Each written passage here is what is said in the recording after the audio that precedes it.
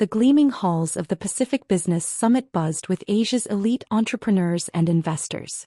Through the frosted glass doors of the main conference room, I could see my family networking, the successful Wongs, who'd never let their daughter Alice's embarrassing career choices tarnish their reputation. "Ms. Wong," my assistant Michael texted, "portfolio companies assembled. Major announcement in 20 minutes. I touched the jade pendant my grandmother had given me, her blessing when everyone else doubted. Tonight, Alice Wong, the daughter they'd dismissed as just a small business owner, would reveal herself as the founder of Phoenix Capital, the investment firm that had transformed half their client list into billion-dollar success stories. What are you doing here?" My brother Kevin's sharp voice cut through my thoughts. He stood in the doorway, his Savile Row suit radiating contempt. "I have an invitation," I said quietly, holding up the VIP pass. He snatched it, his face darkening. "This must be some mistake. This summit is for serious investors and business leaders. Not someone who runs, what was it again? Some online shop." My mother appeared beside him, her Hermes scarf artfully arranged. "Alice, darling, shouldn't you be minding your little website? This is a bit out of your league." 5 years ago their dismissal would have stung. But that was before I'd built Phoenix Capital into a quiet powerhouse, before I'd systematically invested in and grown Asia's most promising startups, before I'd become the secret force behind their clients' greatest successes. "Of course," I smiled, noting how my calm unnerved them. "I'll leave you to your summit." As I turned away, I heard my mother's carrying whisper, "Thank goodness Jack turned out right. One child in private equity is better than 2 failures." If they'd bothered to look beyond their prejudices, they might have noticed that Phoenix Capital had been the driving force behind every major deal they'd celebrated this year. That their biggest clients now depended on my investment strategy. That their precious reputation was built on companies I controlled. I took the executive elevator to the VIP lounge. My access card worked. They never bothered to check who else had summit privileges. Michael waited with our team. "Everything's in place, Ms. Wong. The portfolio CEOs are ready." "Perfect." I straightened my understated Chanel suit. Not that my family would recognize true elegance. They preferred obvious displays of wealth. Through the security feeds I watched the summit unfold below. My other brother Jack bragging about his junior partner position at a mid-tier private equity firm. My parents fawning over Eric Chin, their biggest client and CEO of Asia's fastest-growing tech company. Then it happened. Eric Chin spotted me through the glass doors. His face lit up with genuine warmth, the kind money can't buy. "Alice," he shouted, rushing over to embrace me. "My favorite investor. Everyone, this is the woman who believed in us when we were nothing." The room went silent. My family froze in mid-conversation, their faces a study in confusion. "I've been trying to contact Phoenix Capital's founder for months to thank them personally," Eric continued enthusiastically. "Then I finally learned it was you. The most brilliant investor I've ever met." My mother's designer clutch slipped from her trembling fingers. Kevin's mouth opened and closed without sound. Jack's carefully practiced smile cracked. "Thank you, Eric," I said into the stunned silence. "Shall we tell them about our new venture?" "This is impossible," Kevin stammered. "You're nobody. Just the family embarrassment." I smiled, channeling years of patience into this moment. "Actually, dear brother, I'm the investor you've been trying to partner with all year." The luxurious conference room crackled with tension as my family struggled to process the seismic shift in their understanding. The same people who'd mocked my little website were now realizing that their most prestigious clients viewed me as their secret weapon. "Michael," I nodded to my assistant, who began distributing elegant black portfolios to the assembled business leaders. "Let's review our portfolio performance." "This has to be some kind of mistake," my brother Jack sputtered, his private equity credentials suddenly feeling very light. "You run an e-commerce site selling, what was it again?" "Artisan Marketplace," I confirmed as Michael pulled up detailed financial projections on the summit screens. "A platform that generated $500 million in revenue last year. But that was just my test case for scaling digital businesses. Something I've since replicated across 17 companies." Eric Chin stepped forward eagerly. "Alice turned our $2 million startup into a $4 billion enterprise in 3 years. When every other investor said our AI technology was too ambitious, She not only funded US but helped build the entire business model. The screens filled with data company after company showing explosive growth under Phoenix Capital's guidance. My family's faces grew increasingly pale as they recognized names they dismissed as small startups, now valued at billions. Ms. Wong, Michael announced, the quarterly reports are ready for distribution. Portfolio CEOs began sharing their success stories, each one a careful demolition of my family's assumptions. The young woman they'd mocked for playing with computers had built an investment empire while they weren't looking. But your office, my mother stammered. We visited. It was just a small space above that cafe. I smiled. That was Artisan Marketplace's customer service center. Phoenix Capital operates from the top 3 floors of the tower you're standing in. The same building where you've been trying to lease space for years. Kevin's face reddened. That's impossible. Those floors belong to Wong Investments Limited. I finished for him. My holding company. Did you never wonder why your lease applications kept getting rejected? The room buzzed with whispers as Asia's business elite connected the dots. The mysterious Phoenix Capital, known for turning small companies into industry leaders, had been run by the very person the Wong family had written off as a failure. Ms. Wong, Michael stepped forward with another set of documents. The new fund is ready for announcement. I nodded, watching my brothers shift uncomfortably. They'd been desperately trying to get meetings with Phoenix Capital's new $10 billion fund, not knowing they were begging their own sister for access. You've been lying to us, Jack accused, his voice shaking. Pretending to be some small business owner while secretly lying. I cut him off softly. No, I've been exactly who I am. You just never bothered to look beyond your own prejudices. How many times did I try to discuss business strategy with you? How many times did you dismiss my ideas as cute? Eric Chin laughed. Cute. Her strategy revolutionized our entire industry. We tried to hire her as CEO, but she said she preferred building multiple companies to running just one. My mother stepped forward, attempting to salvage some dignity. Darling, if this is about being excluded from the family business. Excluded? I raised an eyebrow. You did me a favor. While you were grooming Jack and Kevin for positions they never earned, I was building something meaningful. Something grandmother would have understood. The screens displayed Phoenix Capital's complete portfolio, making several summit attendees gasp. My small empire dwarfed my family's traditional investment firm. Your grandmother, my father finally spoke, his voice tight, was a simple shopkeeper. She never understood modern finance. The room went deadly quiet. Everyone knew my grandmother's story, the woman who'd built a trading empire from a single market stall, only to have her sons steer it into respectable mediocrity. Really? I pulled up more data.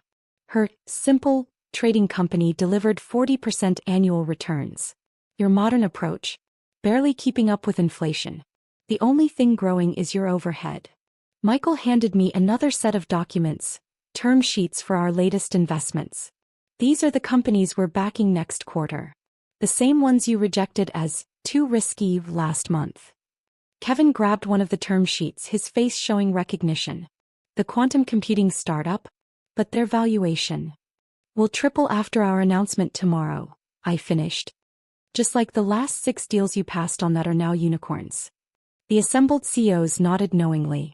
Many of them had faced rejection from traditional firms like my family's before finding success with Phoenix Capital.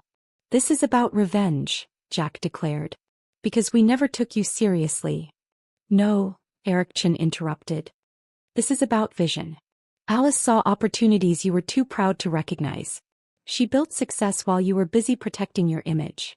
The weeks following what the financial press dubbed the Phoenix Revelation transformed both Asia's investment landscape and my family's understanding of true success.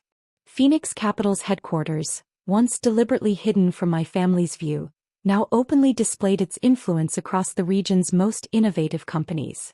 I sat in my actual office, a stark contrast to the small space they'd assumed was my entire business. The view stretched across the city, taking in dozens of buildings housing companies we'd helped build.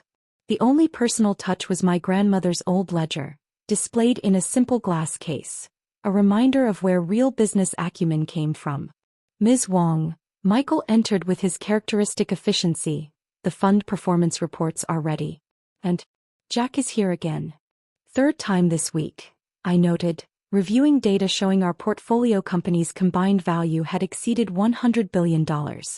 Still trying to negotiate a partnership deal? Actually, Michael's professional mask cracked slightly. He's asking about the associate training program. I closed the report remembering my grandmother's words. Money shows what people want to be. Character shows what they are. She'd said that while watching my brothers compete for our parents' approval through increasingly expensive displays of status. Send him in. Jack entered, noticeably different from the arrogant brother who'd flashed his private equity business card weeks ago. The Savile Row suit was gone, replaced by something more appropriate for someone starting at the bottom. Alice, he started then stopped, visibly struggling with the new dynamic. I've completed the investment analysis test you required. And I failed, he admitted, handing me his results. But I've identified why. I was analyzing based on prestige and market trends, not actual innovation potential. Like that AI company I dismissed last year that you turned into a billion-dollar success. I reviewed his work, genuinely surprised by the self-awareness. This is good insight, Jack. Shri good. Why didn't you apply this kind of thinking before? He sank into a chair, his carefully maintained facade crumbling. Because I never had to. The Wong name opened every door, so I just followed patterns. Chased status. Missed opportunities. He met my eyes for the first time since the summit. Like you never could. Like you never did. Every rejection taught me something, I replied. About innovation, about true value, about human nature. Especially about human nature. My phone buzzed, our parents requesting another meeting. They'd been alternating between attempting to claim credit for my success and threatening to contest grandmother's inheritance that had funded my first investments. Have you talked to Mom and Dad lately? I asked Jack. They're struggling, he admitted. The client exodus is their own doing, I finished. Their investment strategy hasn't evolved in 20 years. They're losing clients because they can't recognize modern opportunities. Then why not let them fail? I walked to the window looking out at the city where our grandmother had started with a single market stall. Because destruction isn't leadership. Innovation is. Michael appeared with more reports, the latest breakthroughs from our portfolio companies, each one validating my investment thesis. The quantum computing presentation is ready. And your mother left another message about the family investment firm. Ah yes, the firm, their pride and joy now hemorrhaging clients to more forward-thinking competitors. Send her the proposed merger terms. They can join us but with modern investment criteria and actual due diligence. Jack studied me thoughtfully. You're not destroying their legacy like everyone feared. You're offering them a chance to evolve. I learned more from their limitations than they did from their experiences, I replied. Every time they dismissed technology, I dug deeper. Every time they chased prestige over potential, I found hidden gems. My phone buzzed again. Another successful exit as one of our portfolio companies went public. Phoenix Capital wasn't just growing. It was reshaping Asia's entire innovation ecosystem. Did you know, I told Jack, that grandmother kept detailed records of every deal she made? Her real success wasn't in the profits. It was in seeing potential others missed. In building things that mattered. I never really knew her, Jack admitted. I was too busy trying to be what our parents wanted. Well, I slid a folder across the desk. Here's your chance to be something better. The associate position is yours if you want it. Starting salary, standard benefits, same opportunities as any other analyst. He picked up the contract, his hands steady now. And if I succeed? Then you'll advance. Like anyone else. I gestured to the screens showing our global portfolio. Look at what we've accomplished. Real innovation, real growth, real impact. Michael brought in the latest impact reports. Our portfolio companies had created over 100,000 jobs and launched technologies that were solving critical global challenges. Ms. Wong, he announced, your grandmother's old storage unit has been cleared. The documents were exactly where you said they'd be. I smiled, remembering how grandmother had told me about her hidden archives, documenting everything she'd learned about spotting true potential. Bring them in. Next day if you'd like. It's time you learned what real investment wisdom looks like. Michael wheeled in boxes of leather-bound journals, decades of insights about markets, innovation, and the difference between wealth and value. Grandmother was more than a simple shopkeeper, I explained, opening one of the journals. She was a visionary who understood that true investment isn't about following trends, it's about seeing what others don't. Jack picked up one of the journals, his expression changing as he read. Her predictions about technology, her insights about market evolution. She saw all of this coming. She saw patterns, I confirmed. How traditional finance would miss the digital revolution. How old money would chase prestige while new opportunities emerged. How success would come from understanding innovation, not just managing money. These journals, he whispered, they're why you knew exactly where to invest. What companies would transform industries. No, I corrected him. I knew where to invest because I watched our parents repeat every mistake grandmother warned against. The same blindness to technology, the same obsession with status, the same confusion of wealth with wisdom. My phone buzzed one final time. Another breakthrough from our quantum computing investment. Phoenix Capital wasn't just succeeding, it was helping shape the future of technology itself. Kevin's asking to meet, Michael mentioned. He says he's ready to discuss joining the training program too. Schedule it, I nodded. And Jack, would you like to learn how your embarrassing sister built an investment empire while you were collecting corporate titles? The sun set over the city, casting long shadows across the skyline we were helping reshape. Somewhere our grandmother's spirit was smiling, knowing that her true legacy, the ability to see value where others saw nothing, hadn't been lost to family pride and empty prestige. Michael, I called out, schedule the investment committee for tomorrow. It's time to show them what real vision looks like. The jade pendant caught the last rays of sunlight, reminding me of grandmother's final words. Don't chase money, little one. Chase understanding. Money follows insight. The Wong family was finally learning that lesson, one humbling revelation at a time.